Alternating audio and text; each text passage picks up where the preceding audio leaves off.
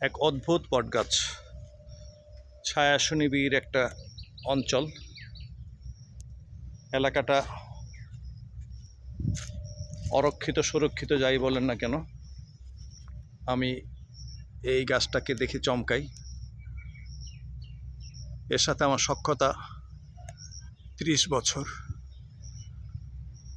এখানে আসি, নীরবে নিভৃতে বসে থাকি, আবার চলে যাই। অনেকে এখানে ভয়ে আসে না, বলে ভূত প্রেতের আড্ডা, বলে জিনের আড্ডা। হতে পারে, অবাস্তব কিছু না। তবে আমি জানি যে আমি যদি কাউকে ক্ষতি না করি, তো কেউ আমাকে ক্ষতি করবে বলে আমি বিশ্বাস করি না।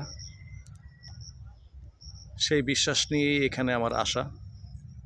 আমি আসি, থাকি এবং চলে যাই। ভালো থাকুক বৃক্ষেরা।